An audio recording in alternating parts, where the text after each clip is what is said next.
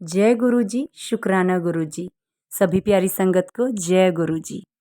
Video को like कीजिए, channel को सब्सक्राइब कीजिए और बेल आइकन को प्रेस कीजिए ताकि हमारे आने वाले सत्संग आप तक पहुंच सकें। जय गुरु जी। गुरु जी का हर पल शुक्राना। गुरु जी को कोटि कोटि प्रणाम। संगत जी, हमें जो मनुष्य रूप मिला है, इसमें हम कर्म तो करेंगे और अच्छा है कि अच्छे कर्म करें, पर फिर भी हमसे कहीं ना कहीं बुरे कर्म हो जाते हैं। कोई ना कोई गलती हो ही जाती है। आज का ये सत्संग हमारे सारे बुरे कर्मों को समाप्त कर देगा। संगत जी, सत्संग को ध्यान से सुनिएगा। बहुत ही प्यारा और ब्लेसिंग्स भरा सत्संग है जो अहमदाबाद के नरेंद्र अंकल का है। नरेंद्र अंकल के परिवार को एक विचित्र समस्या थी। उनकी पत्नी के शरीर में एक शक्तिशाली और दुष्ट आत्मा ने प्रवेश कर लिया था। उनकी मां पटियाला में नववर्ष के अवसर पर गुरुजी से मिली और उनका एक चित्र लेकर आई। परिवार ने पंचकुला में गुरुजी से भेंट करनी चाहिए, किंतु यह संभव नहीं हो सका क्योंकि गुरुजी मनसा देवी चले गए थे। महिलाओं को सरलता से हर बात पर विश्वास करने के लिए नरेंद्र अंकल ने उन पर व्यंग कसा कि हर ईंट के पीछे 2 गुरु मिल जाएंगे। अंततः परिवार को चंडीगढ़ में शिवरात्रि के अवसर पर गुरु दर्शन का सौभाग्य प्राप्त हुआ।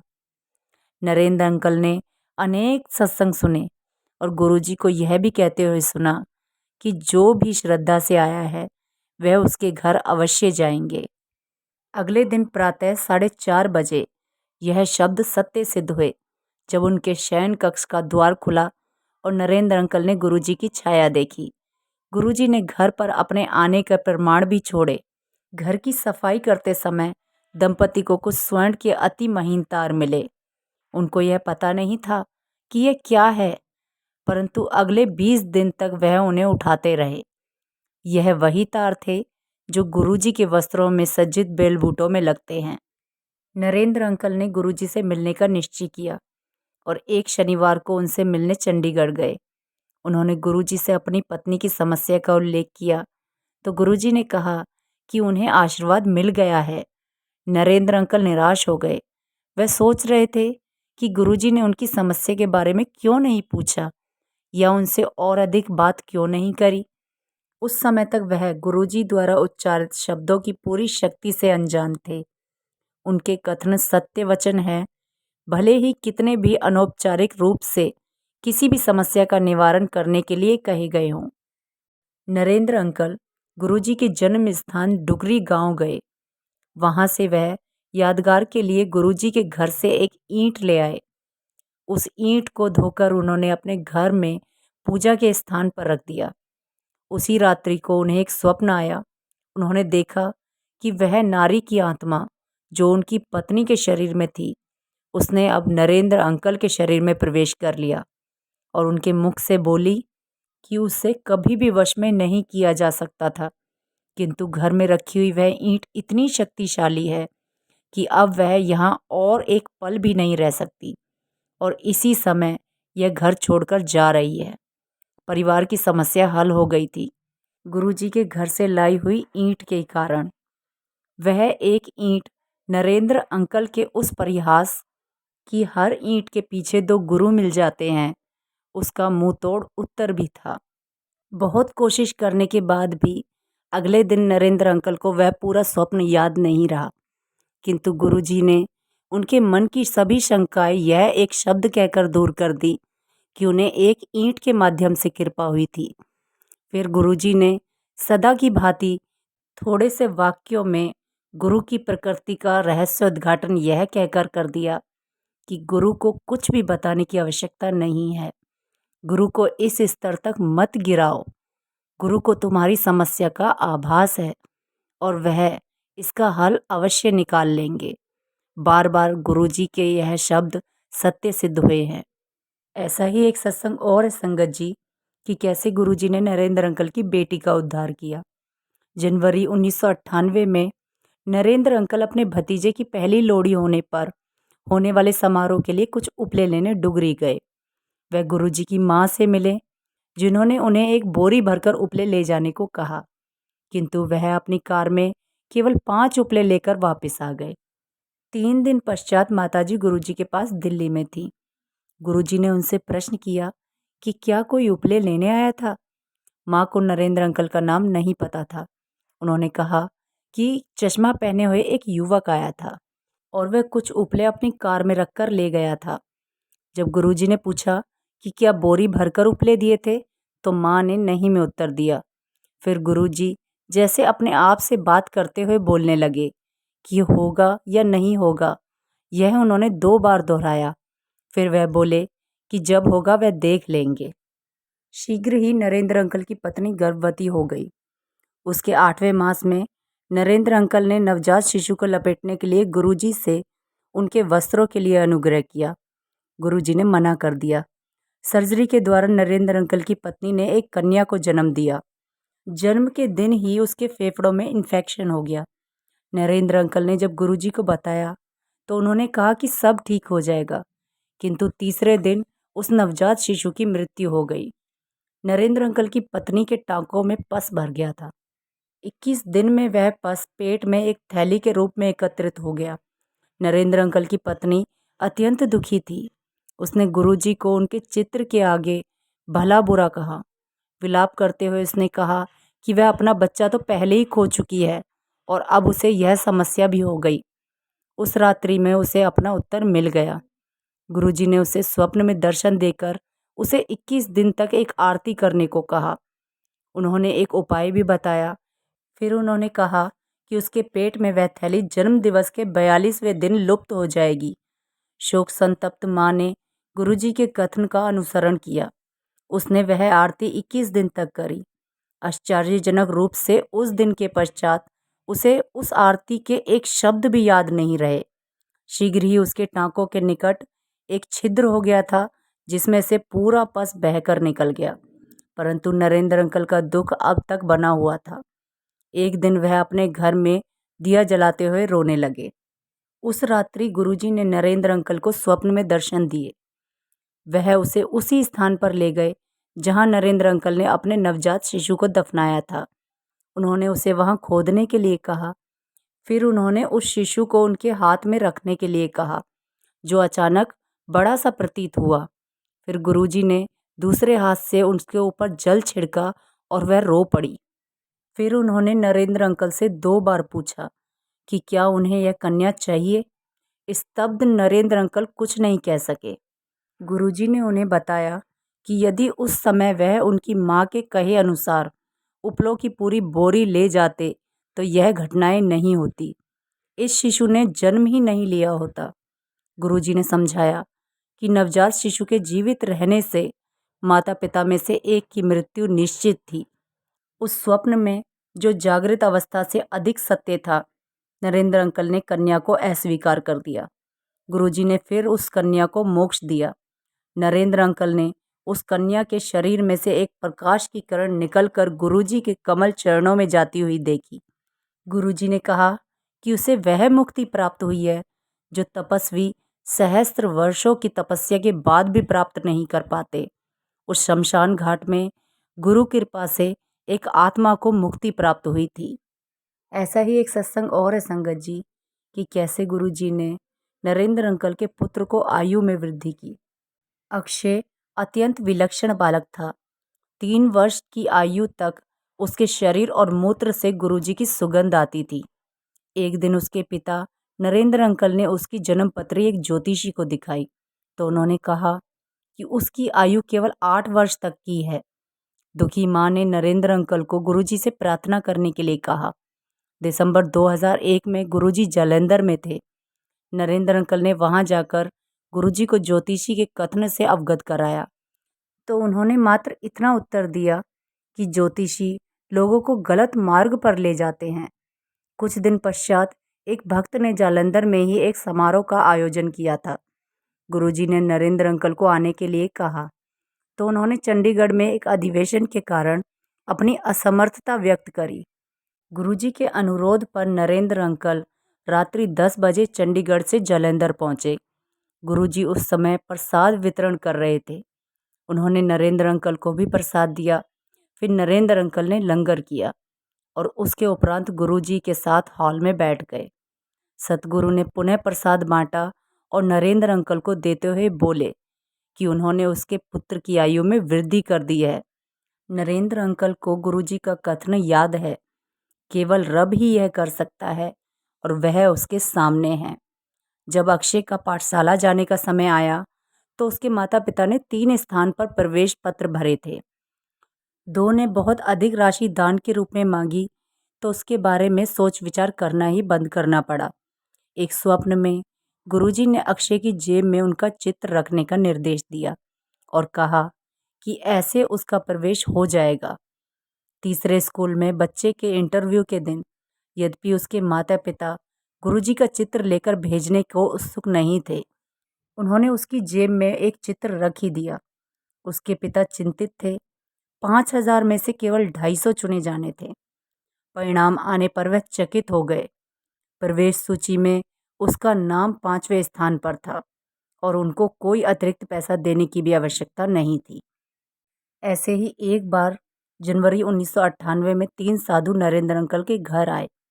उनमें से एक भविष्यवाणी करने लगे और नरेंद्र अंकल की माँ को बताया कि उनके बड़े पुत्र की अब तक तो मृत्यु हो जानी चाहिए थी। यह सुनकर माँ ने नरेंद्र अंकल की पत्नी को बाहर बुलाया। संत ने कहा कि उसकी बढ़ी हुई आयु उन महापुरुष के कारण है जिन पर वह आस्था रखते हैं।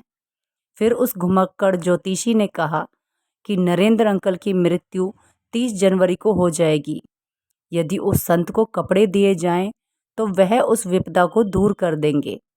नरेंद्र अंकल की पत्नी चिंतित हो गई और उसने नरेंद्र अंकल को गुरुजी के पास भेज दिया क्योंकि वह तिथि निकट ही थी। 30 जनवरी को नरेंद्र अंकल गुरुजी के साथ थे। उस रात को नरेंद्र अंकल की पत्नी ने स्वप्न में देखा कि गुरुजी और माँ काली एक साथ हैं और गुरुजी काली को दंपति को आशीर्वाद देने को कह रहे हैं। माँ के हाथ में एक चांदी की छड़ है।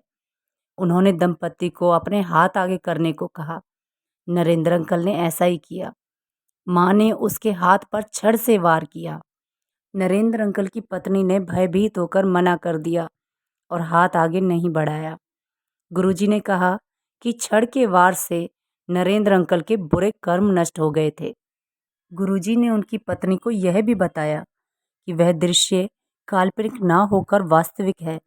उसी समय नरेंद्र अंकल की पत्नी की नींद खुल गई और उसने देखा कि उनके पूजा स्थान पर रखे हुए गुरुजी के चित्र में लाल कपड़े काले हो गए थे, काली माँ के समान।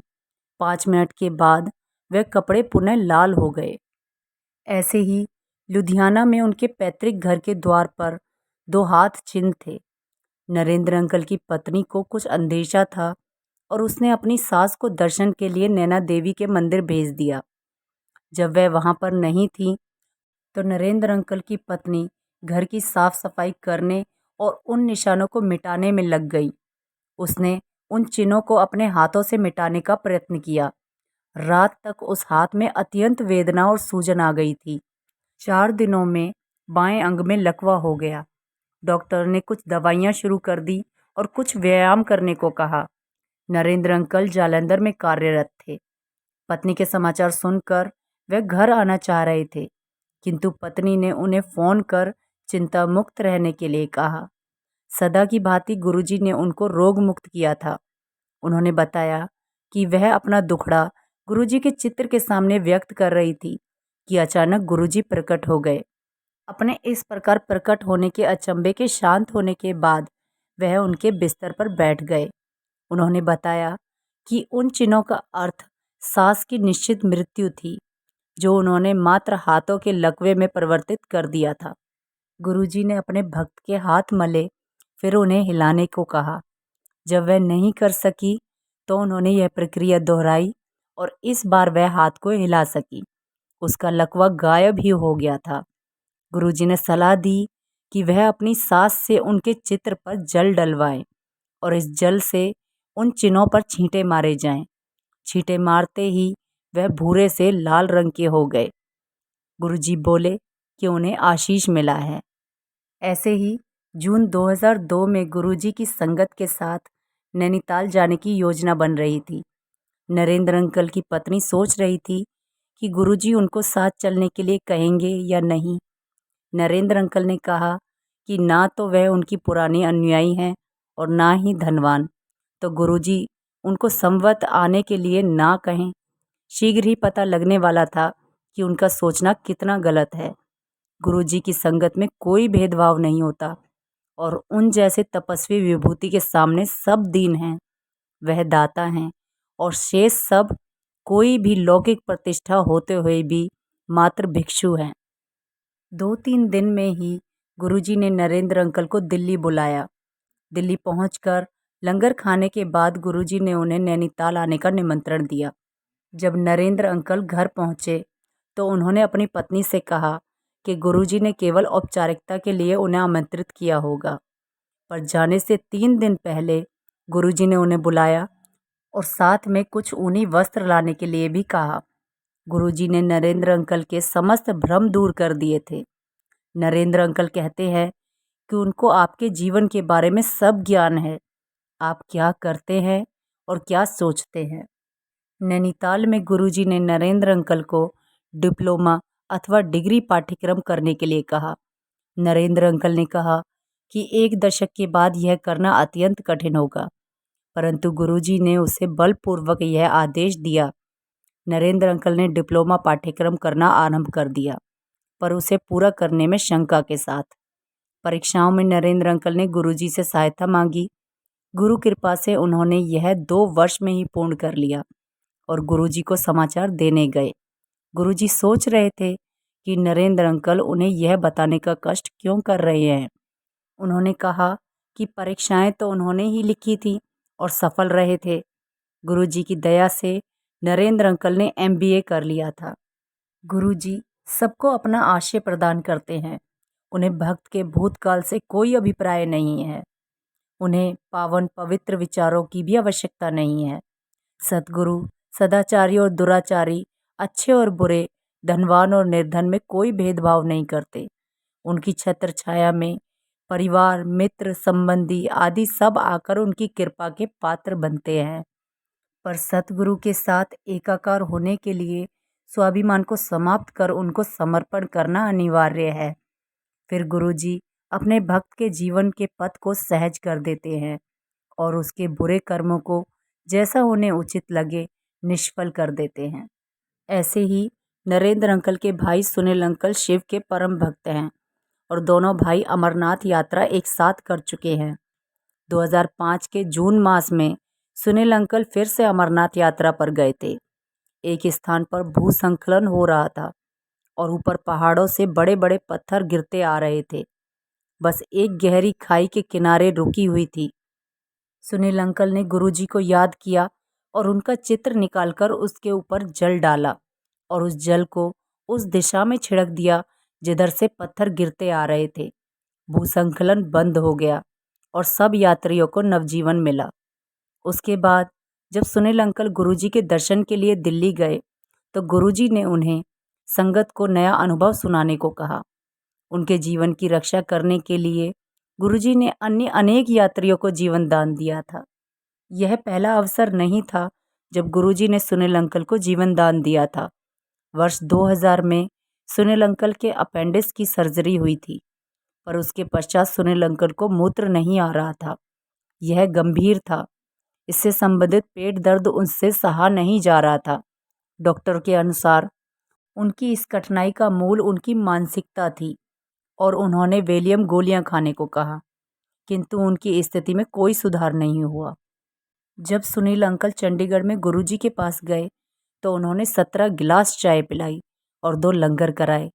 जैसे ही सुनील अंकल जाने को तत्पर हुए तो गुरुजी ने 1 कप चाय और पीने के लिए कहा। सुनील अंकल पहले से ही इतना तरल लेने के बाद और लेने की स्थिति में नहीं थे, अतः गुरुजी ने वह चाय अपने सामने ही पीने के लिए कहा और वह बोले कि अब सब ठीक हो जाएगा। बाहर जाते ही सुनील अंकल ने यूरिन किया। उस दिन से उन्हें वह समस्या पुनः नहीं हुई। गुरुजी द्वारा अभिमंत्रित चाय ने वह किया जो डॉक्टर्स की दवाइयाँ नहीं कर पाई थी। 1997 में एक संबंधी की बेटी मधु अस्वस्थ हो गई। उसे कुछ स्नायु संबंधित समस्या थी और उसको पेट का पक्षाघात हो गया था।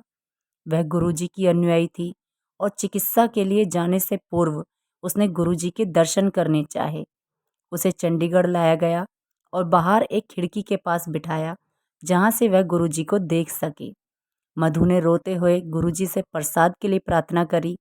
गुरुजी ने उसकी आस्था की परीक्षा लेने के लिए उसको सबसे अंत में प्रसाद दिया। उन्होंने उसको पटियाला के राजेंद्र हॉस्पिटल में एडमिट कराने को कहा। 2 सप्ताह वहां रहकर उसके स्वास्थ्य में सुधार हुआ। हॉस्पिटल से निकलकर वह पुनः गुरुजी के दर्शन के लिए आई। उसके शरीर में एक बोतल लगी हुई थी जो गुरुजी ने निकलवा दी। डॉक्टर आश्चर्यचकित थे। उनके अन्य रोगियों को कोई लाभ नहीं हुआ था, किंतु वह 3 सप्ताह के उपचार के पश्चात ही स्वस्थ हो गई थी। सतगुरु के दर्शन ने पुनः दिव्य चिकित्सा का कार्य किया था। गुरुजी की महिमा एक अन्य संबंधी पर भी हुई। जब गुरुजी चंडीगढ़ में रहते थे तब लंगर मलेर कोटला से आता था। कुछ परिवारों को लंगर बनाने का कार्य दिया गया था। नरेंद्र अंकल की मामी गुरुजी के पास कुछ चपातियां बनाकर भेजना चाहती थी। इस मनोरथ को व्यक्त करने के लिए अगले दिन एक भिखारी उनके घर आया और उसने कुछ भोजन मांगा, किंतु उन्होंने मना कर दिया। भिखारी ने कहा कि पिछली रात को तो वह लंगर की बात कर रही थी, पर अब चाय भी नहीं दे सकती हैं। उनको इसका तात्पर्य फिर भी समझ नहीं आया, पर वह उसके लिए चाय और 2 लड्डू ले आई। भिखारी ने उनसे कुछ भी मांगने के लिए कहा। उसके इस कथन को समझ पाने में वह असमर्थ थी और बोली कि उनके पास गुरुजी का दिया हुआ सब कुछ है। भिखारी ने तुरंत कहा, कल्याण होगा। मामी जी भिखारी को शांति से खाने देने के लिए छोड़कर घर के अंदर चली गई। थोड़ी देर बाद उन्होंने देखा कि वह भिखारी चला गया था और गिलास वहीं पर रखा हुआ था। भिखारी के अचानक अदृश्य होने से सामान्यतः वह पैसे मांगे बिना नहीं जाते हैं। उनको आभास हुआ कि गुरुजी ही उस वेश में आए होंगे। जनवरी 2004 में गुरुजी के पिताजी की अवस्था बिगड़ गई और नरेंद्र अंकल को उनकी देखभाल करने के लिए उनके पास भेजा गया। उन्हें मलेरकोटला में सार्वजनिक हॉस्पिटल में दिखाया गया। उनके डॉक्टर गुरविंदर को गुरुजी के विषय में बताया गया, पर उन्होंने इसमें कोई रुचि प्रकट नहीं करी। गुरुजी ने नरेंद्र अंकल को डॉक्टर गुरविंदर के साथ 1 घंटे का सत्संग करने के लिए कहा, पर डॉक्टर ने मना कर दिया। गुरुजी ने फिर नरेंद्र अंकल को डॉक्टर से समय नियुक्त करने के लिए मिलने के लिए बोला। नरेंद्र की बातें सुनकर डॉक्टर ने अलौकिक पर विश्वास करने से बिल्कुल मना कर दिया और कहा कि सबका उत्तर विज्ञान के द्वारा दिया जा सकता है। फिर भी गुरुजी ने डॉक्टर को अपने मार्ग पर लाने के लिए दृढ़ संकल्प किया। उन्होंने नरेंद्र अंकल को डॉक्टर को दिल्ली आने का निमंत्रण देने के लिए कहा। डॉक्टर गुरविंदर ने मना कर दिया, पर जैसे कि विधि की इच्छा थी, उन्हें दिल्ली में आयोजित एक समारोह के लिए आना पड़ा। डॉक्टर गुरविंदर 2 दिन गुरुजी की संगत में आए। अगले दिन जब गुरुजी ने उन्हें वापस भेजा तो उन्होंने कहा कि वह मलेरकोटला 5 घंटे में पहुंच जाएंगे। यद्यपि दिल्ली से वहां तक का 7-8 घंटे का मार्ग है, पर गुरुजी के कथन अनुसार जब यात्रा में 5 ही घंटे लगे तो उनको बहुत ही अचंभा हुआ। दिल्ली में गुरुजी ने नरेंद्र अंकल को डॉक्टर से संपर्क स्थापित कर उनसे उनकी बेटी का हालचाल पूछने को कहा। जब नरेंद्र अंकल ने गुरुजी से कारण पूछा तो उन्होंने बताया कि वह मानसिक रोग से पीड़ित है। नरेंद्र अंकल ने गुरुजी की इच्छा का अनुसरण किया। डॉक्टर ने पूछा कि वह उनकी बेटी के बारे में जानने को क्यों उत्सुक हैं। नरेंद्र अंकल ने जब गुरुजी की बात कराई तो डॉक्टर ने माना कि दिल्ली में गुरुजी की संगत से आने के पश्चात उसमें 85% सुधार है। यद्यपि डॉक्टर अलौकिक में विश्वास नहीं करते थे, फिर भी उनकी बेटी स्वस्थ होने के मार्ग पर थी। अगले सप्ताह वह फिर गुरुजी के दर्शन के लिए दिल्ली आए और शीघ्र ही उनकी बेटी पूर्ण रूप से स्वस्थ हो गई। नरेंद्र अंकल को गुरुजी से मिलने के पश्चात कुछ अभूतपूर्व आध्यात्मिक अनुभव भी हुए हैं। उनमें उन्हें न केवल गुरुजी के अलौकिक रूप के दर्शन हुए, उनकी धार्मिक प्रवृत्तियों में भी परिवर्तन हुआ है। नरेंद्र अंकल बचपन से ही शिव के भक्त रहे हैं। वह माला जपने और अमरनाथ जहाँ पर बर्फ का शिवलिंग है वहाँ जाना पसंद करते थे। गुरुजी से मिलने के पश्चात वह अपने भाई सुनील अंकल के साथ पुनः उस पवित्र स्थान पर गए। जब वह दोनों गुफा के अंदर जाने के लिए पंक्ति में खड़े थे, नरेंद्र अंकल को एक दीवा स्वप्न होने लगा। गुरुजी की संगत का पूरा दृश्य उनकी आंखों के सामने होता हुआ गुजर गया। चाय प्रसाद आए हुए भक्तों में बांटा जाता, हॉल में गूंजती हुई शब्द कीर्तन की मधुर वाणी और पेट भरकर लंगर, भक्तों द्वारा सुनाए हुए सत्संग जिनमें वह अपने निजी जीवन में हुए चमत्कारों का वर्णन करते। देर शाम को पंजाबी गानों, पुराने संगीत या गजलों से वातावरण भर जाता। यह सब याद करते हुए नरेंद्र अंकल के मन में एक प्रश्न उठा कि गुरुजी कौन हैं। उसके मन में यह प्रश्न आने की देर थी कि शिवलिंग से उसके ऊपर की दिशा में किरणें निकली और उसके ऊपर 1 फुट के वृत्त में फैल गईं। उसमें नरेंद्र अंकल को शिव के दर्शन हुए, जिन्होंने गुरुजी की छवि बना ली और पुनः शिव की आकृति में आ गए। नरेंद्र अंकल के कान में एक ध्वनि गूंजी, मैं शिव हूँ, मैं सब कुछ हूँ। पूरी गुफा में गुरुजी की गूंज फैल गई, जिसका आनंद नरेंद्र अंकल के छोटे भाई सुनील अंकल ने भी उठाया।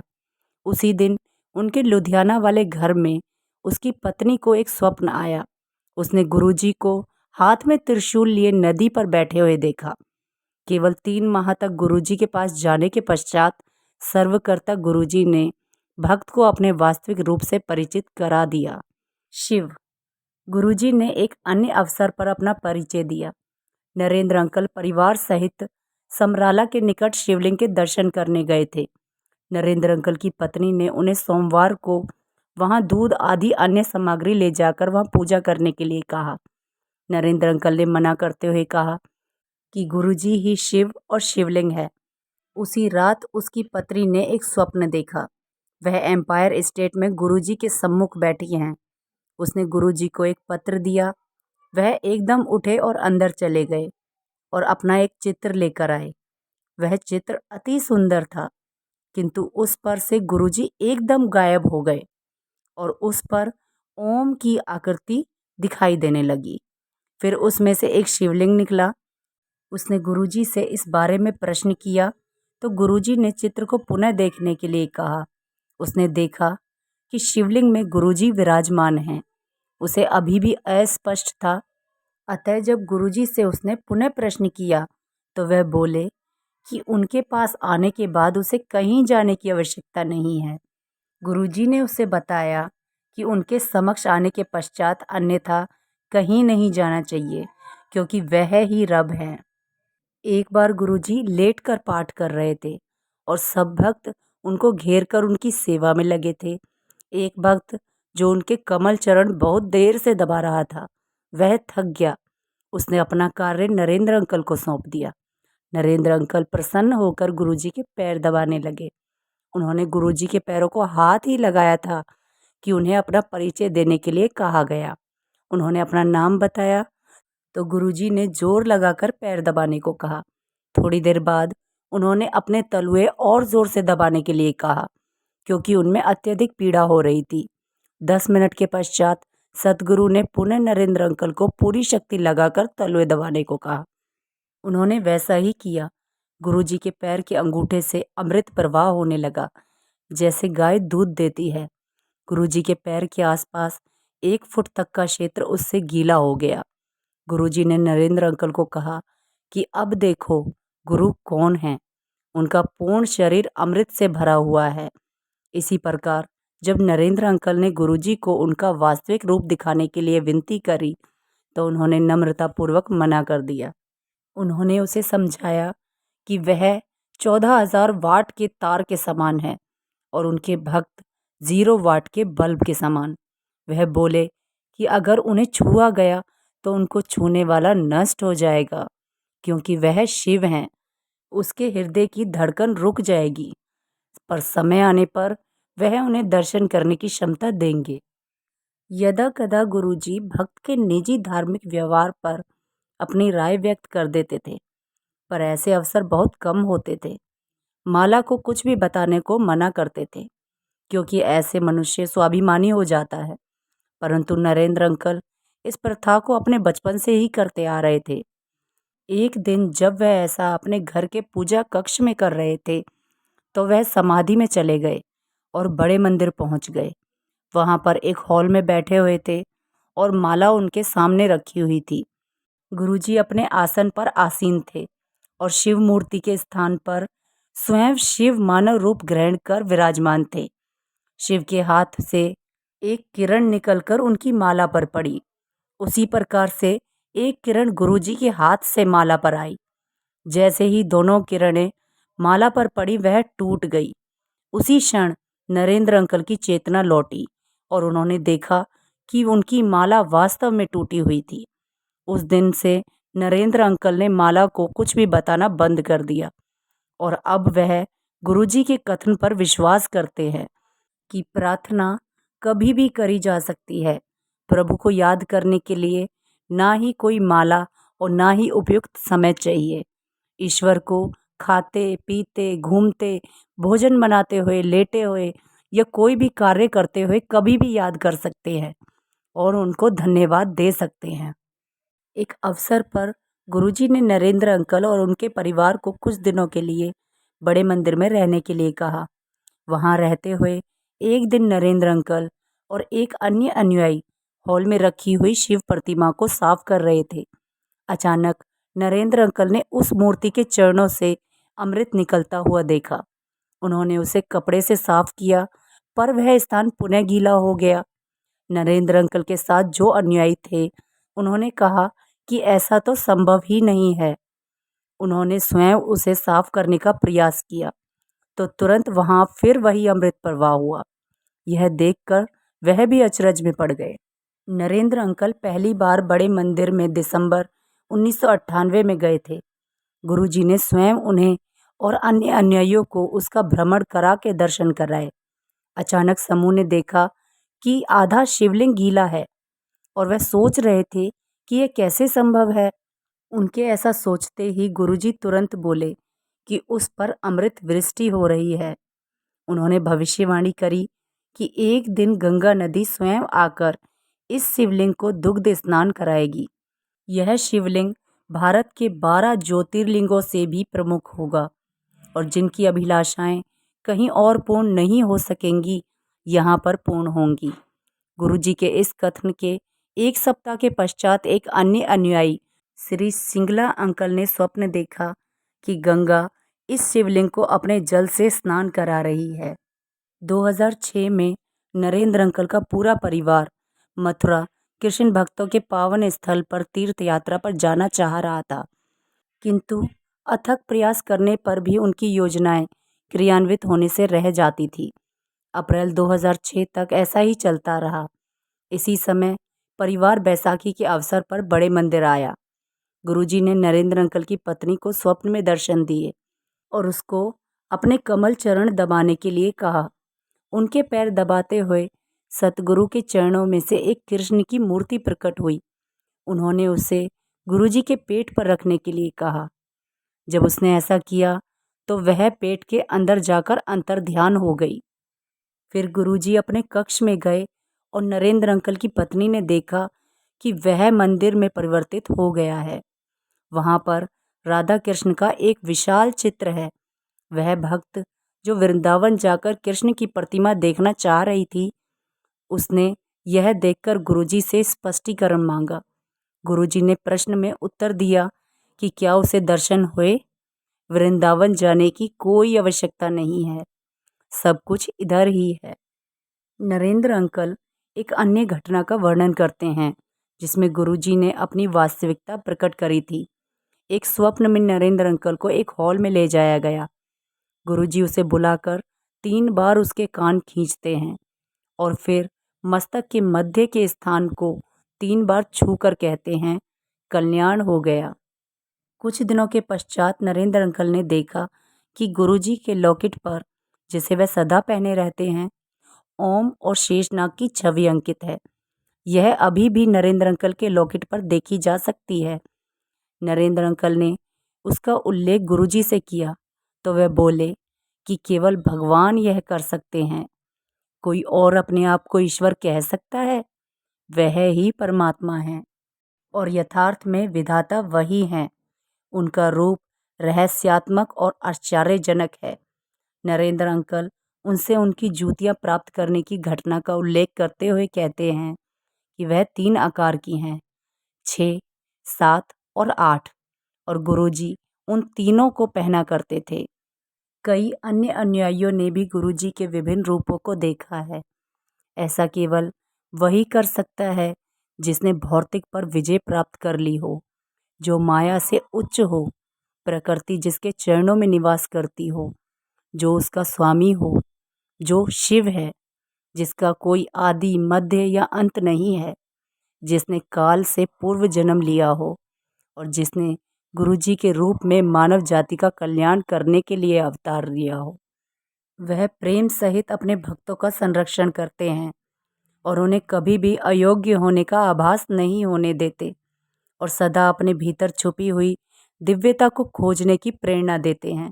जय गुरुजी, शुक्राना गुरुजी। और इसी के साथ सत्संग को समाप्त करते हैं संगत जी। जय गुरुजी, शुक्राना गुरुजी। गुरुजी का हर पल शुक्राना, शुक्राना मेरे मालिक।